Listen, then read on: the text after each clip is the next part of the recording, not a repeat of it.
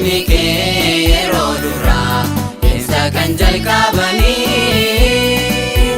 hojii fi amalli isaanii garaa garaa. Michoonni kee kan siif adda ba'anii har'as waliin kan jirru sabni dhuunfaa kee lafaa kanaa dhugaa kee ol qabnaa. Afaaniif miila taanee wangeela qabatamaa sana addunyaatti mul'isnaa. Nuun hojjedhu mee har'aas nuun hojjedhu barbaanne bartuu kees nu gooradhu. Humna hafuura keessaa nu haaressu sagaleen kee samiirraa nu haadamaqsu.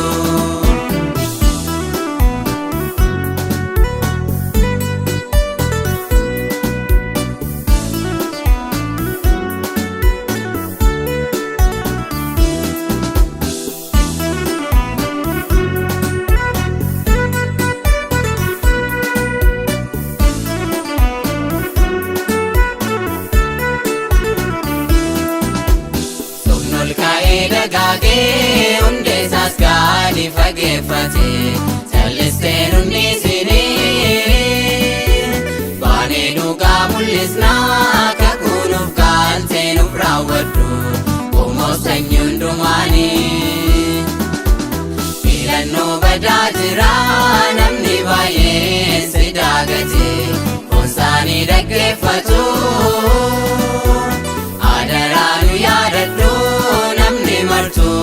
Dhugaa jiru sirriitti qalbeeffatu.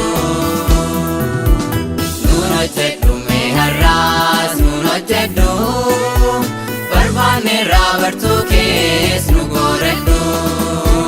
Humna hafuura keessaa nu haaressu sagaleen kee samiirraa nu haadamaqsu.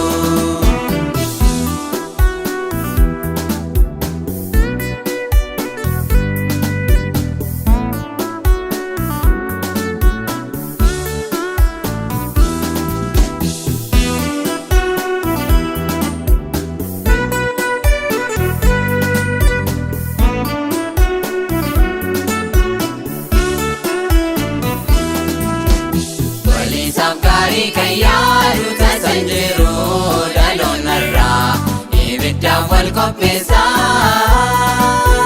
Raajii dhugaa fakkaatee dubbisaas daara miidhagfatee lubbuu hedduu balleessaa. Kanaaf nu ijoolleen kee gaara keetti ol iyyannaa nuuf kennumnaaf jabinaa. Ofii keenyaa fayyinee lubbuu garaa keenyaa ilaaltu fakkeenya gaarii taanaa. Nuun hojjedhu mee har'aas nuun hojjedhu barbaanne bartuu kees nu gooradhu. Humna hafuura keessaa nu haaressu sagaleen kee samiirraa nu haadamaqsu.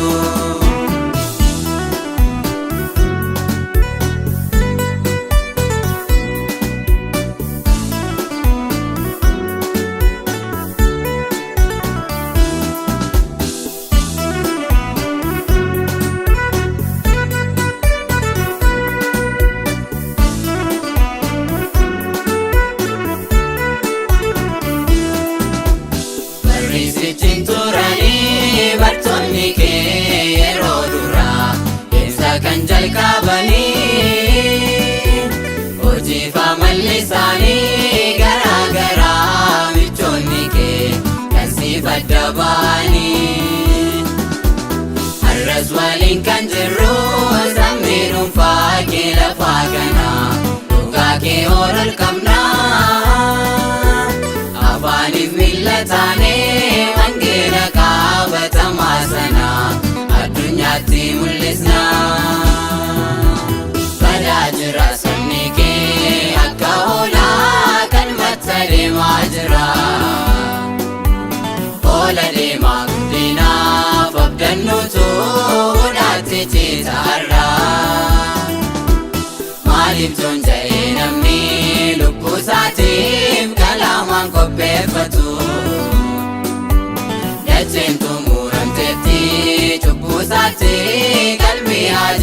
mul'atu badaa jira sabni kee akka hoolaa kanumatti adeemaa jira